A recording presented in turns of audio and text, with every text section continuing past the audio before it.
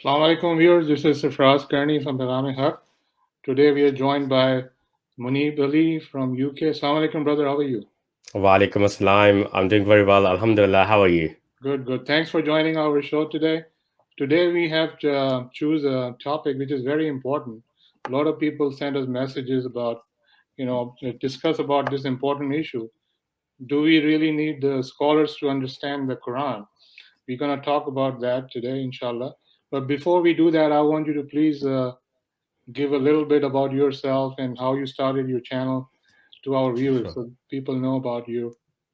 Yes, and let me just say it's a pleasure to be on your channel. You're doing fantastic work, and I was very grateful when we spoke and we agreed to do a meeting like this together.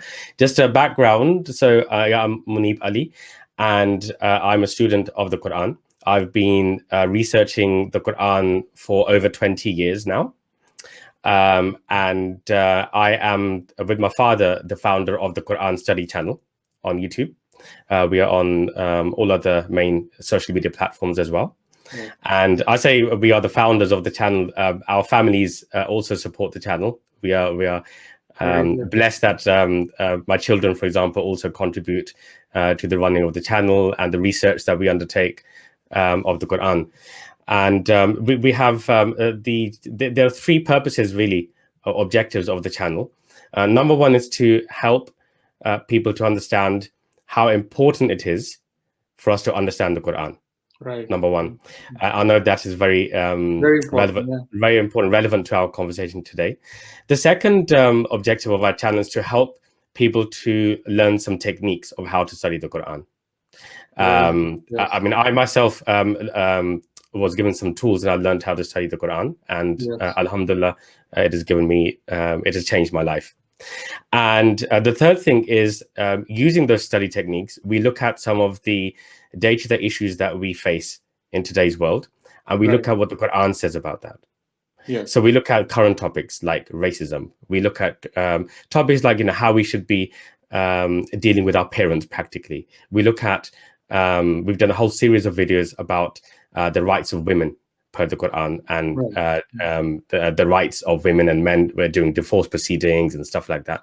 So we apply the learnings of the Quran, and we study on the channel what the Quran is saying about particular topics. So that is a summary of what the channel is. And like I said, it's a pleasure to be here with you today. Thank you for your introduction, Munib. So let's talk about this issue here. Do we really need scholars to understand the Quran? Like you mentioned in your intro, that you learn a technique. Even I think Allah also mentioned in some of the ayahs, He is telling people how really you can understand the Quran, which is very simple and clear. Can you Yeah. elaborate on that? What is your technique and how you do that to Sure. our viewers? Yeah, sure. And I think one of the things that I think we should accept about Muslims in today's world is that many, if not the majority, believe that we need scholars to understand the Quran, right? And therefore they do not take steps to understand it themselves. That is the I hope you will agree. Anecdotally, at least we can say that the majority of Muslims do not make efforts to understand the Quran. They make efforts to learn how to recite it, but they do not make efforts to learn how to understand it. Very good point. Yeah, that's what's going on. Yeah. So that is the current state of Muslims. And like I said, not all Muslims, but a number of Muslims, if not the majority of Muslims. Now, the question is, do we need scholars to understand the Quran?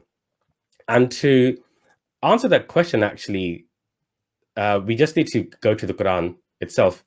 In the Quran, Allah tells us that He is the teacher of the Quran. Right. So if you look at Surah 55, verses 1 and 2, Allah tells us that He is the teacher. Right. So, and almost everything I say today, I will be referring to the Quran, because I don't want anybody to be thinking that this is oh, this is what Munib is saying, and what does he know? No, it's coming from Quran. Yeah. This is from the Quran. Yeah. So 55, 1 and 2. We read this so many times, we recite it, but we don't really think about this. Right. So 55, 1 and 2. Right. Yes. Ar-Rahman, Allama al-Quran. Right. We just need to stop there. Exactly. Just The one who taught Ar-Rahman. Allah is Ar-Rahman who Yes. taught the Quran. Who taught the Quran? Yeah. 55, 1 and 2. So Allah is the teacher. I mean, I think we should Exactly. start from there, right? And Very then important ayah, yeah. very, very important. But we read this so many times. But if we just pause and we think, so what is Allah telling us here? The one who taught the Quran. So Allah is the teacher. So then those who say we have to... Now, let me just say, actually, before I go further in terms of whether we need scholars to understand the Quran or not. My view is that scholars are people who have specialist knowledge in particular field. That's the definition of a scholar. Right. Okay. We do need scholars in society, right? But Right. not in the way that the majority of Muslims today think they need scholars. And the question, what do you mean by that? But let me come on to what I think we need. Sure. A little bit later, because if we understand what we need, then I think we will understand where we have gone wrong. Sure. Right. Mm-hmm. But one of the things that people say, who claim that we need scholars to understand the Quran, they say, but the meanings are not very clear. Right? They say it's not very clear. Right. But Allah says in the Quran that He will clarify the meanings of the verses Himself to us in the Quran. 75:19. Allah says He makes the verses clear to us. Right. Yeah, and then it will be for us to make its meaning clear. It is for Allah. It is for Allah. Right. So yeah. So He's the teacher, and He will make the verses clear. Okay. So when people say, "Oh, but the meanings are not very clear, we need scholars," Allah is saying in the Quran, "I will make the meanings clear." Yeah. Right. And then people will say, "Oh, but it is not easy. It is very difficult." But then Allah then says, "I've made it easy." Because when you look at 75:19, Yeah. Allah Himself saying that He's going to make clear. Yes. He's making it clear. Yeah. Right. So if people argue, well, it's not clear, then you're doubting. Yes. You're questioning Allah. I mean, exactly. And then you might say, okay, it might be clear, but it is difficult. Yeah. But Allah is saying, no, if you look at Surah 54, verse 17, Allah even says that He has made it easy. Right. Okay, so shall I read the translation? The English translation? Sure. Hence, indeed, we made this Quran easy to bear in mind. Who then is willing to take it to heart? Right. Allah is saying, I've made this easy. And then he's asking a rhetorical question. Right. Are you going to take it to heart? Are you going to pay attention? Right. I've made this easy. Yeah. This is in the Quran. Right? Okay, and then people who say, oh, no. Stay away from the Quran. We need to listen to the scholars. They might say, but it's not detailed enough. Right? People say, we need the detail from the scholars. Right. Allah says, I made the Quran fully detailed. Yeah. As Allah is answering this question. So Surah 7, verse 52. Mm-hmm. Allah says, I've made it fully detailed. Do you see how Allah is answering these challenges that we put ourselves in our minds? Unbelievable. Everything was answered by Allah. Yeah. He says, Walaqad jinahum bi kitabin fasalnahu. Fasalnahu means fully detailed. Fully explained. Yes. Allah is saying His revelations are fully detailed. Right. And we are saying, but we need more detail. Exactly. Right? Okay. So then we might say, we need tafsir. This is another thing. We need tafsir. Right. Okay, that's why we need scholars. We need tafsir. Right. Allah answers this as well. Allah says that the Quran itself is an excellent tafsir. Right. Right? So if you look at 25:33. Right. See, we're taking this step by step to answer this. You're doing pretty good about that. This is what we want. People should Yeah. realize. Okay, 25, 25:33. 33, and it's the last one, last element of this verse. Right. Allah says, he's describing the Quran. Okay, he's saying, Allah is talking about how he's conveying the full truth to us. Right. And the last bit he says, wa ahsana tafsir, an Right. excellent explanation. This Quran is an excellent tafsir. Right. Best explanation. Yeah. Wa ahsana tafsir. Right. Right? So when people say, but we need tafsir, Allah is saying this is an excellent tafsir. Right. Then people say, okay, but sometimes we need to make things like clear what is right, what is wrong, the criteria for right and wrong. Allah answers that as well. He says the Quran is the criteria. Criteria. The Quran is Al-Furqan. Okay, so the criteria for right and wrong, for truth and falsehood, for what is permitted, what is prohibited, is the Quran. For example, and I'll just go through one verse, 22:15. I should say, sorry, 16. It's 16.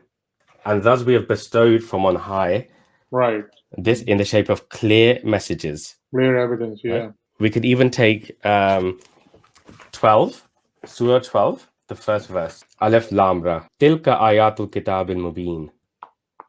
The verses from the clear book, yeah. Yeah. So if we need something that makes something clear to us, we only need to turn to the Quran. It makes things clear to us about what is good, what is bad, what we have to do, what the purpose of our life is, how we need to address our neighbors, what should we do with people who are in need, how much of our possessions should we be spending on others, what should we do with our wealth, what should we write in our will. All of these things are made clear by our teacher, God, in the Quran. Yes. Right? Yeah. This is what Allah is telling us. Exactly. So Allah is telling us that all of these refutations that we have, where we say we need scholars because, which those arguments that we have that suggest we cannot pick up this book and understand it ourselves, Allah is telling us no. So just to summarize, I am the teacher. It is my responsibility to make this clear to you. I have clarified everything in here. It is fully detailed. Will you then pay heed? Allah has presented this to us. It is under our very noses. It is us who has chosen to ignore it. And what we've really done, and this may come across as too generalist, but what we have decided to do is to outsource the understanding of the Quran to other people. We've outsourced it. We said, like, you guys take responsibility for understanding the Quran. It's too difficult for me, right? And just tell me what I have to do, and I will blindly follow you. Right. Now, this is a very generalist. You use a very good word, outsource. This is yes, in 21st century. I mean, this outsource. I mean, yes. exactly. I think this is true. What's going on right now? People don't have enough time to go and trying to understand the Quran. What they're doing, they're looking at those scholars. And the problem is that actually, I've seen one of the scholars, and I think I was talking about somewhere in Pakistan. He's a very famous scholar. He was saying, people don't even know how to speak their native language, Urdu, which is in Urdu, how they will understand Quran, which is in Arabic. So don't worry, don't bother, don't waste your time. That's what his words. Don't look at the Quran, just come to us. We'll teach you the Quran. We'll make sure you understand the Quran. You don't have to look at the Quran. That's exactly what he says. It's unbelievable. Yeah. It's unbelievable. Yeah, and think about the effect of that. The effect of this is that once you outsource the understanding of the Quran to someone else and you decide to blindly follow them, the result of this is that you are under their control. Those individuals control you. That is correct. Because this matter of deen is a matter of people's purpose of life. It can define how you live your life. It can define, what you think you have to do to achieve salvation for the hereafter. So suddenly you have outsourced the control of your life to other people. Very important point. And also, I think, Manip, in Surah Baqarah, chapter 2, verse 41, chapter 5, verse 44, Allah talks about that Yes. and told people to please don't do that. Like, they're trying to sell the ayats and they're trying to mix and do something, add their own stuff, and they sell it to you, you know, just to be get some money. And that's what's going Yes. on. When you look at, especially in South Asia, I mean, Yes. when you look at those scholars, wherever they see the crowd, depending upon the crowd, they try to check the pull the verses from the Quran. They add their own stuff based on what the crowd is liking, you know, and they're trying to say, well, this is Allah's message. That's what you go, you know. People, for example, they're looking for something like do some verses, recite some verses, and they get more credit, and they will go to Jannah. If the crowd is like that, they're just going to say, yeah, just do this and you're fine, which is totally, I mean, which is very dangerous. They're trying to mix and add stuff, their own stuff, and then trying to sell it. That's what's been going on. Absolutely. And in the Quran, again, Allah gives examples, historical examples of people who have done that when they have decided to blindly follow Right. other people when it comes to the matter of deen, and how they have gone wrong. And you look at the state of Muslims. So Allah says in the Quran that if you are true submitters, you will have the rule over this world. Right. Right? Allah says that in the Quran. But you look at the state of Muslims. Look how divided Muslims are. Right. You look at and I don't have the statistics to at hand, but as a nation, despite being so high in number, Muslims form one of the most uneducated segments of society. We are not really at the forefront of any new developments or discoveries in this world. Right. Right? We are not ruling this world. We are generally, the Muslim nations have enslaved themselves to others. They're not really in control.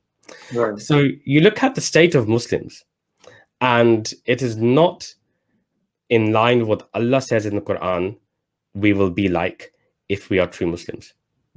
And one of the reasons of this is that we do not understand what Islam is. We've outsourced it to other people, like you say, who will then use it to control people, to make gain from it.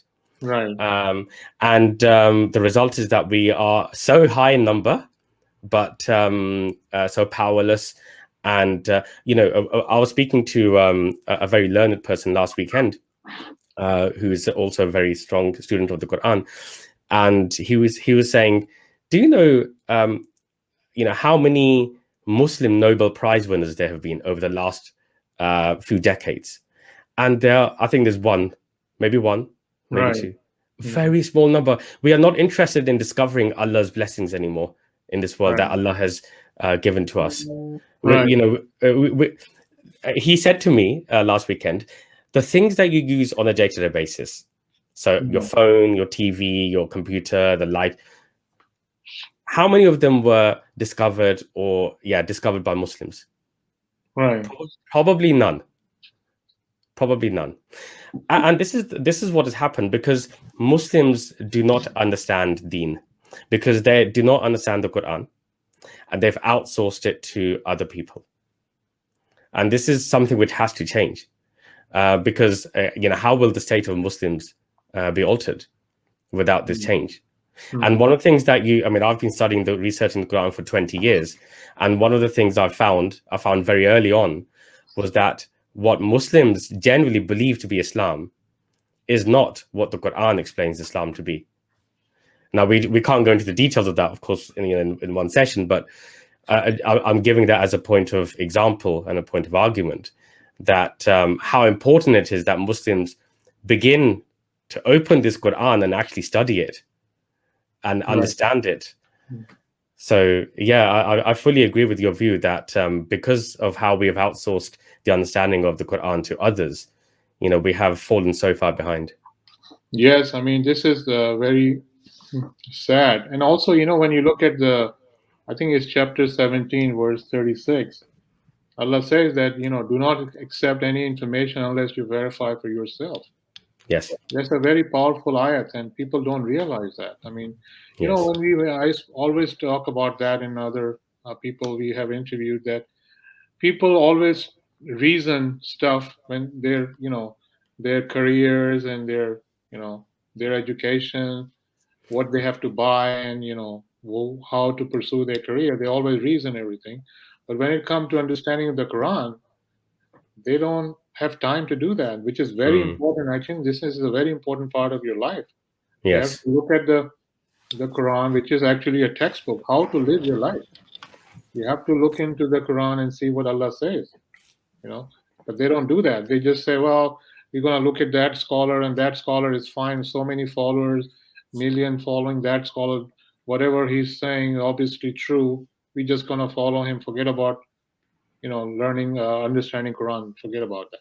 I Mm. mean, this is Mm. very sad what's going Yeah. on right now.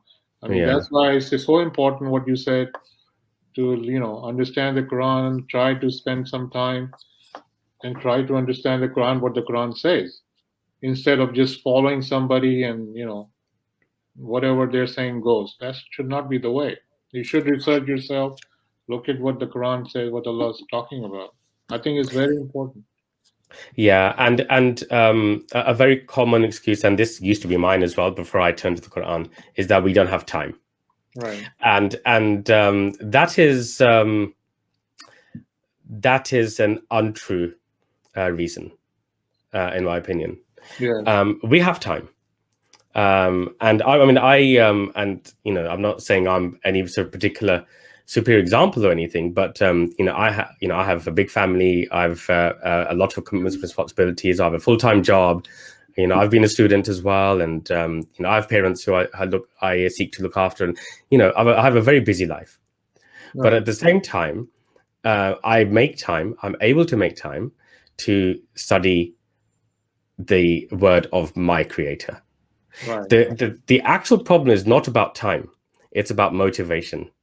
Right. People do not have the motivation to study the Quran, and one of the reasons for the lack of motivation is that people understand that we can outsource it, as we said. We do not need to study the Quran. We shouldn't, and it's too dangerous, and we could get it wrong, and it's too complicated. But as we've seen, Allah's telling us, no, this is Right. simple, right? Exactly. And it's an obligation to understand it. So I think the real excuse or the real reason is the lack of motivation, that people don't study the Quran. I mean, Allah, you might say, okay, well, how does Allah help you? How does Allah teach you to study the Quran? Because, okay, we understand that it's easy and simple, and it is the criteria. But how does Allah teach you? And I did this actually on my channel, and I can send this to you, a link to you, because it's Sure. on our Mhm. website. I did a chart which you won't be able to read, but basically I did a chart explaining how Allah teaches us to study the Quran and understand it. Yeah, we can put the link in our post. Yeah, Yes, so yeah, people can see it. yeah, and so Allah is explaining to you how you should understand the Quran. He's giving you the mindset that you have to have before you open this book and start to recite. He Right. tells you about the sort of thinking you have to have. He tells you about what you have to do when you read a verse. What do you have to do about that verse to understand it? Right. And these are all in the Quran. Allah is telling you, He's explaining to you, and this is the blessing. Allah is saying in this book, this is how you should study me. This book Right. is saying, study me. Right. And but if we are not given those, if we're not explained that Allah is explaining in the Quran itself how we should study the Quran, how is one to know? And this is one of the issues we've had for many generations now, that Right. people are not aware that Allah has given the techniques for study in the Quran itself. And I'm very happy to share that, of course. Sure. Yeah, we will. Yeah. Inshallah, we're gonna post that in our video. That the information you have. The other thing I've noticed, we're looking. I mean, we're living in the West. I mean, when you also in the UK and I'm in the US, and I have noticed something very sometimes people, the non-Muslim, they ask me, what do you follow and where you getting, what is your religion and all that. I say, well, I read the Quran, and the Quran says this and this and that, and they are like, they have no religion. They say, well, you know what, we've been doing this already. Most of the things which Allah is saying. And so, which is very important. This is a very important point, because most of the thing Allah talks about, which is obviously, Allah say all the justice and equality and how to treat the people, how to treat the nature. I mean, it's all in Quran, and that's people, non-Muslims, already doing it. So the thing is, most of the things which is in the Quran, this is the part of your life. If you're a right person, you're on the right track, you're probably already doing it. But when you actually doing the right thing, and then you also look at the Quran, you are more towards, going towards Allah and saying, well, wow, I mean, Allah is already talking about this since the creation, this all the universe created and all that. It's been from the day one. It's already there. So, I mean, people really get amazed when they see that those are the verses in Quran. I mean, Well, people yeah. don't realize, especially non-Muslims. It's very amazing for them. Well, I mean, 2 points I would make on that, which is, I think, is very valid. One is that Allah says in the Quran that the Quran it confirms what came before, right? So it is not that Allah's laws, guidance has changed. Allah has reconfirmed His guidance, His instructions in the Quran, and completed it in the Quran. So we, at least when I was being brought up, I had the understanding the Quran was for Muslims, right? That I was born in a Muslim family, into a Muslim family, and this Quran was for me. Right. Okay. Allah says that these revelations are for mankind, and it is for all times. It is for eternity. Right. This is to guide mankind. Now, so yes, absolutely, you're right. Many people who we would categorize as non-Muslims, they are undertaking activities which are in the Quran. And this is one of the reasons why non-Muslim nations generally are doing better than Muslim nations. And I don't know if you are aware that there is an organization called Islamicity. You can check the website. They do, they undertake rankings of each country, right, by various factors like corruption, well-being, economic well-being, livelihood, and peacefulness, that sort of stuff. And almost every year, the lower bit of the ranking is dominated by Muslim countries. We have the worst corruption in the world. We have the least educated sectors in the world.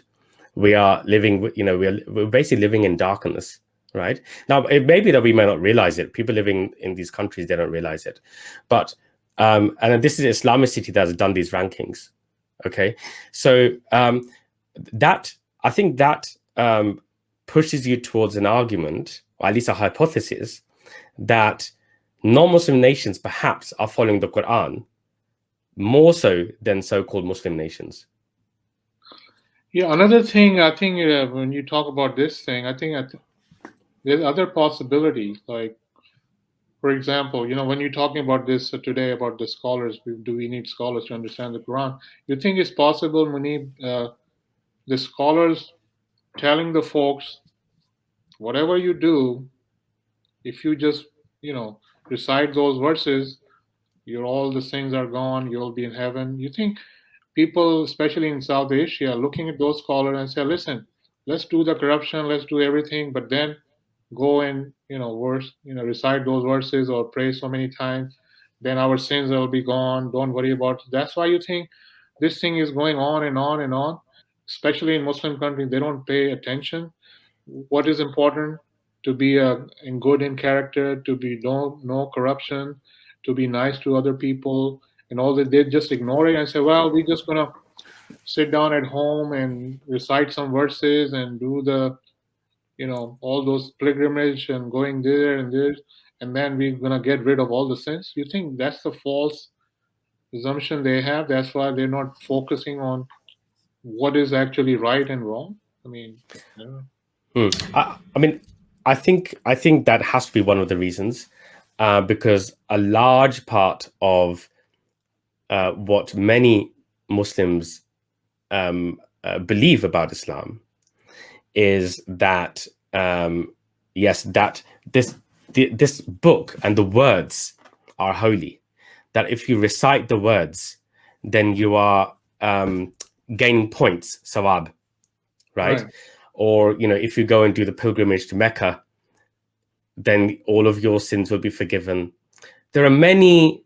I mean, I call them forgiveness hacks. You have a shortcut to forgiveness right, by reciting a certain verse 3 times in the morning, or many of these types of these activities, and many Muslims believe that to be true. And so, surely the psyche of such individuals will be that, oh, that is more important because my aim is to go to heaven. So if I just do this and this and this, then I'm fine. right, And the other thing that many Muslims believe, is that in any case, Prophet Muhammad, peace be upon him, will intervene on the day of judgment right, and right. That's the other thing. and get us forgiven, Right, right? So if you believe that, then why would you pay attention to the important instructions in the Quran? And this is also this is one of the things I often say to people. This is what many religions believe. So many Christians believe that right. Jesus died so for the forgiveness of The his Savior. followers, Yeah. and so and so forth. So everybody believes that to be the case. Muslims believe the same, and then what they therefore deprioritize is the instructions and guidance in the Quran, which is about how to live our day-to-day lives, Right, the principles by which we must develop our character and improve ourselves, and how we should serve God, not worship God, serve God by serving His creations. We right, miss that. We don't understand how important the right, humanitarian principles are for us as human beings, and that is what's going to help us to achieve salvation, not the recitation of a few verses, nor going on pilgrimage and having right. sins forgiven. Many Muslims do not understand that. So again, I'm agreeing with you that surely is a significant reason why people choose not to understand what is in the I Quran. think it's a very important. I think you did some on your channel. I saw that a short, which is very, very good. When you use the word serve as compared to worshiping, it's two different Mm. things. Serving somebody, serve mean like you doing the things what the person, your boss wants or Allah wants. So I think you did a short, which is very good. It's a very important like point you made that if your CEO or your boss give you something, so you read all the instructions, the manual, and after a week you go to your boss and the boss asks you what you have done. You read everything, you finish your project. No, I just read everything. Let me read it to you again, what I read. So the boss is looking at you and say, listen, I gave you the instructions to do something, finish all the project, you just read, and now you're coming to my office reading again, you're fired. You know? Yeah, I don't exactly. Yes, so I mean that's the exactly. whole idea. I mean, Allah has given you the manual, the instruction, which is the Quran, Mm. and telling you how to serve him based on all the things he has given you, all the rules and the laws. But just reciting and reading to him back again and again, and don't to finish his projects, don't do Mm. anything what he's telling you to do, that's defeat the whole purpose Yes, of the Quran. yes. you know And I would suggest that we might often do even worse than that. When we are praying to God, we are reciting his verses.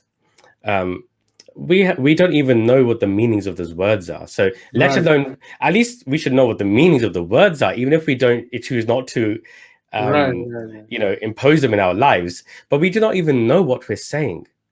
We do not Exactly. even know what we're saying. And so this is, quite an unfortunate, sad state of affairs, really, I would say. Yeah. And I will definitely, I'll come on to, because I said at the beginning that I think there is a place, a need for scholars. Right. Right.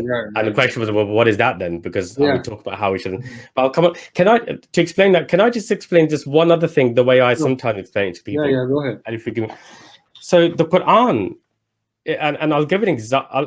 I want to use an example, and Allah actually uses a lot of examples to explain things, and in the Yeah. Quran too. And one concept I want to try to explain. Let's imagine the Quran is like an ocean, right? It's like it's a bottomless ocean. It's like an infinite ocean Right. in depth. Okay, and what Allah is saying in the Quran is that come into the ocean. Study the Quran. Come into the ocean and discover the beauty of my creation. Right. Discover it. And the deeper you go, the more you will discover, and the more valuable the pearls you will find, the pearls of wisdom, the pearls of knowledge. This is how I see the Quran now. I mean, this is how the Quran, when you study, you start to see things differently. So if you think about it, so it's an ocean. Now, what most Muslims do is that they are sitting on a boat. Imagine sitting on a boat on an ocean, Mhm. and they're looking at the ocean, and they know it is from God, and they know inside it is Allah's blessings. Right. Okay, but what they do is they marvel at the wonder of the existence of the ocean. They Yeah. marvel that there is a Quran that's been revealed. Right. Okay, they don't go in and swim. They Yeah. don't swim. Okay, Right. what Allah is saying is that I will teach you. If you swim, just come in. Mhm. I will teach you how to find the pearls. I will Right. show you the straight path. Okay. And so just come in and I will teach you. But what we have been told, no, stay away from the ocean. Just marvel at the existence of it. Right. Okay. No need to, other people will swim. That's fine. Okay. So we do not swim. Now, this is where the point, okay, well, what do we need then? So what do we need, scholars, or, what do we need? In my mind, what we need is to be given the tools to understand the Quran. Right. In other words, we need someone to just tell us how to start swimming. Right. To someone to say, it is an obligation on you to swim. Right. So here's how you swim. We'll show you how to swim, give you the basic tools of swimming. Right. We need someone to give us, people to give us the basic tools of understanding the Quran. So for example, if you don't know Arabic, we need an English translation. That is a tool. Right. Okay. So we need the tools to understand the Quran. Now, when you start to swim, what you find, because I've been researching the Quran now for over 20 years, when you start to swim, you love it because it gives you a completely new perspective of life and this world, everything around you. That is true. Yeah. Yeah. And the more you swim, you start to go deeper and you learn how to swim better and better and better. Yeah. And you unearth more and more pearls and you discover more of Allah's blessings. And you say, oh, I want to go deeper. And you want to give more and more time to it. Right. Let alone there isn't enough time. You make time because you say, I'm absolutely loving this. This is doing wonders for me and my life. Right. So you go deeper. Now, if you ask, okay, where do you need scholars? So for me, scholars means specialists in particular fields. Right. Okay, I think there is a role for specialists. So we need specialists who can help us to understand how to understand the Quran from the Quran, for example. So if someone's been doing it for many, many years, we need that person to help our 18-year-old person to start to navigate the way around the Quran. Okay, we need scholars who understand the Quran from the Quran, but also we need scholars who are scholars are scientists. If you understand the Quran, the real scholars are people who are at the top of the field, whether it's science or arts, right? So people who are, it could be medical Yeah, discovering things. Yeah, Yeah, inventing, discovering. exactly. Geological specialists or astrological specialists, biological specialists. We need specialists in all of philosophical specialists. These specialists, what we need them to do is to form a think tank and help us to see how to apply the Quran in today's environment. Right. That's what we need scholars for. People who are specialists in the field that say, this is how this can be applied to answer our most difficult problems in today's environment. So, for example, me sitting in Britain, the day-to-day really complex issues that we face are around things like environmental issues, Right. racism, homosexuality. Right. These are really our day-to-day issues that we face today. How to regulate the internet and the knowledge on Right. it, right? We need specialists in fields to help common people, Right. to understand how can the Quran be applied in today's environment for those very difficult, complex problems.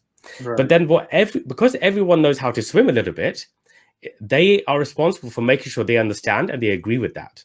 Right. Critical thinking is important. Right. Right. It's very important. So this is how. So I think scholars are those who help us to swim further down. Right. So not everybody can swim very deep. People could have intellectual, physical limitations. So not everybody can go deep, deep, deep, deep.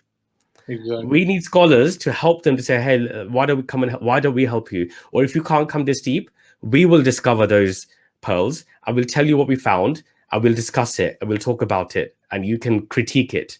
Right. This is what we need scholars for. We need forward-looking scholars, not backward-looking scholars. I think you a very good example, Brother Munib, you give.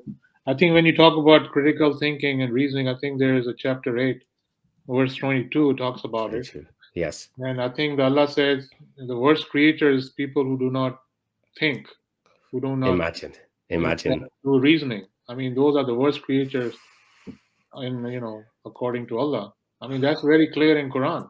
I mean, think about the enormity of that verse for Allah. The worst of my creatures. I mean, creatures, you take an ant or a slug, right? The worst of my creatures are people who do not think. The worst. I mean, just the enormity of it should send shockwaves to people who say, "Oh, we will blindly follow what our scholars say." It's quite. I mean, for me, that is such an enormous revelation by our Creator. Well, I was talking to one of our person we interviewed, saying I asked him the same thing. What is the reason why people not serious about Quran, but they're serious about doing critical thinking in other areas? And he was saying they really don't think what is actually Quran wants you to do. They have no understanding at all. Yes. They're not serious about it. They don't. That's why they don't give any attention. They think it's all nothing will happen to us. We'll be in a good shape. Whatever Yes. we do. Like the scholars say, you do this, you recite this, and you do so many times, you'll be fine. And like you said, Prophet Muhammad will save everybody, regardless. Yes. It's another problem, Yes. Well, in fact, Allah says in the Quran that the prophecy actually is that the Prophet Muhammad will complain that my people. My people deserted the Quran. I mean, it's and all prophets will be worried about themselves, right? Exactly. They have their own accountabilities. They're accountable for everything what they have done. Yeah. Yes. So yeah, and Prophet Muhammad has done his job. Yes, he has done. He's done his job. Yes, exactly. 1400 years later, we have this under our noses. He's done his job. Yes, I mean, so. I mean, I think there's another ayah, chapter 46, verse 9. Yes. What's going to happen to him? Yes. I do not know what will be done with me or with you, for I'm nothing but a plain warner. Yeah. It's very simple. He will not know what will be done with him. So how will he guarantee us paradise? Exactly. And this point about intercession is again, it has misled Muslims into false comfort. and unfortunately, we've gone so far from the Quran. And it's interesting. It's so interesting, is it not, that people will critique and pay so much attention to other topics, areas that they're working in or they're studying. So, for example, if you're studying, economics at school, you will actually try to understand what's in the book. You will try and make sense of it. You will discuss it, debate it in your class. But yet, when it comes to the Quran, those same people will say, no, let's leave that.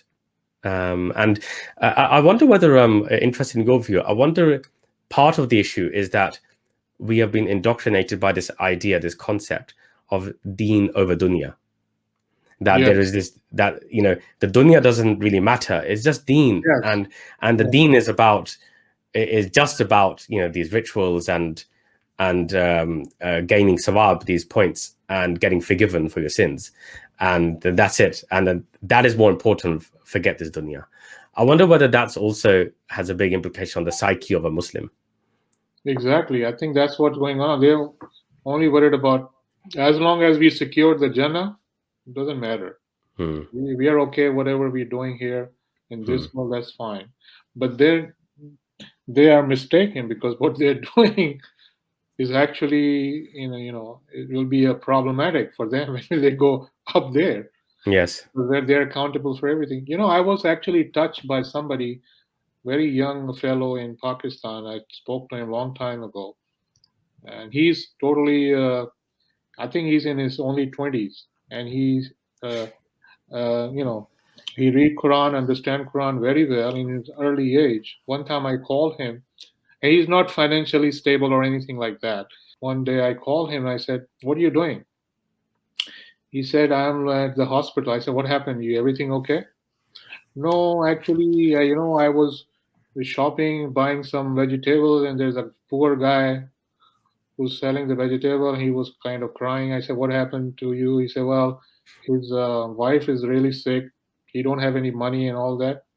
I'm talking about a person who's only 20. I said, "Listen, take me to your home, and I'll arrange somebody. I know some doctors in the hospital, and I'll bring your wife in a cab, and let's bring your wife in the hospital, and I'll arrange. I know some fellows, and they will arrange so she can come here and have some, treatment."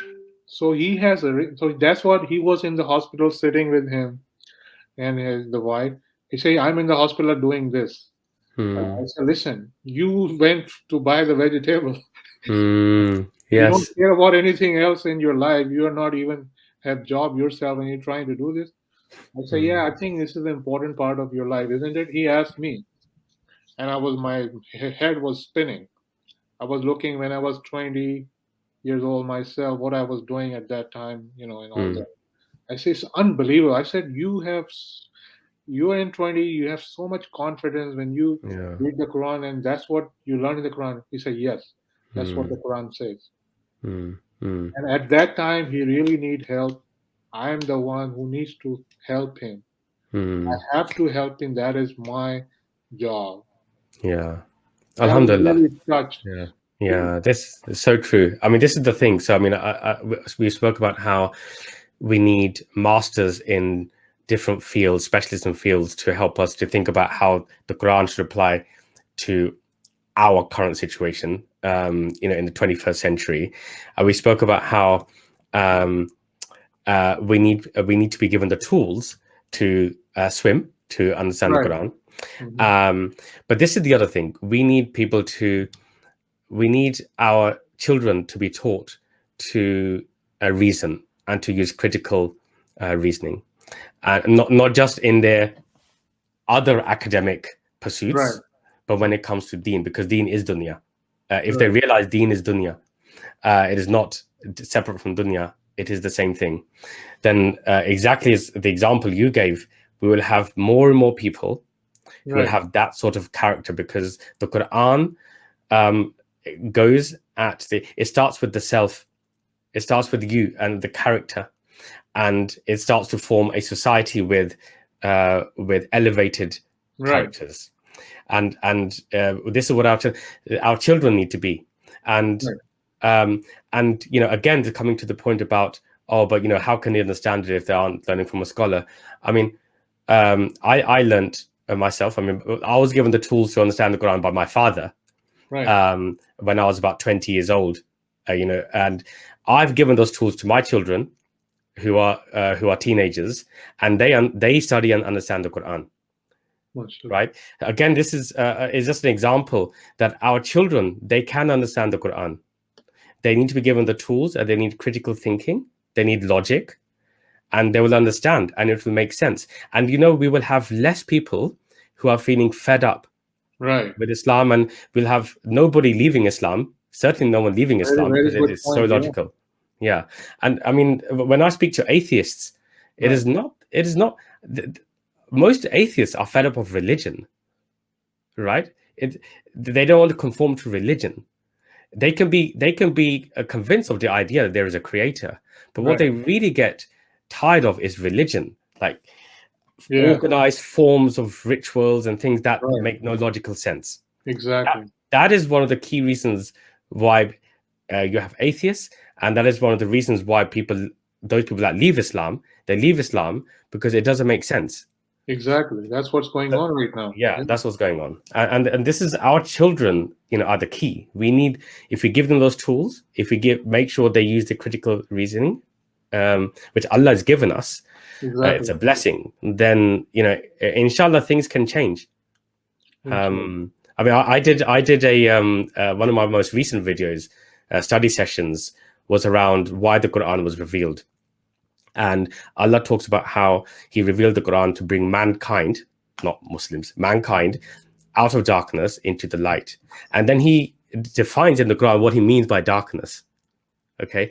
And we pondered over it now in our study session, and we came to the conclusion that Muslims, and in fact this mankind at the moment, is in darkness. Right. But Allah also says that the Quran will bring people out of darkness, right, into the light. It will happen. It will happen. It will happen. So the question for us is, what role will we play in that? And part of it is what you're doing, alhamdulillah. And also what you're doing. Propagating. I think, Brother Munib, you're doing a very good job in your channel, I think. And some of the shorts you made, very, very to the point, very impressive, I think. Hats off to you, what you're doing, and your father, what you have done so far. And inshallah, we'll be doing more programs with you. I just want to ask you if you have something for our viewers as a message you want to convey. Yeah, my message really comes back to what we discussed today, which is Allah is your teacher. Allah created you, and Allah is your teacher, and your teacher will not leave you alone.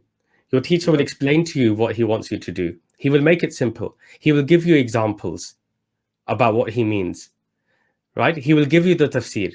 Your teacher will not leave you alone. And Allah is our teacher. So what we have to do is accept that opportunity, and we have to begin to challenge what other people are telling us using the lens of the Quran. And once we start to do that, my message will be, and this is something which I've experienced, your life will change, because you will look at everything around you differently. You will look at your family differently. You will look at your neighbor differently. You will look at the tree outside differently. I did a video on my channel about what I now see when I look at a tree, because I was so driven to explain now what I see when I see a tree through the lens of the Quran. You will see this whole world differently. You will feel enlightened, and this is what Allah says: you will be enlightened. And so, don't be afraid of the Quran, and study it. Take time out to begin to study it. Start to swim, and you will see you will want to go deeper and deeper in this bottomless ocean. Inshallah. Very well said, Brother Munib. Thanks for your time today. Viewers, our show is ending. Please take care of yourself, your neighbors, your family, your friends. Try to read and understand Quran every single day. Assalamu alaikum. From Pegham-e-Haqq. Assalamu alaikum, Munib. Thank you. Assalamu alaikum.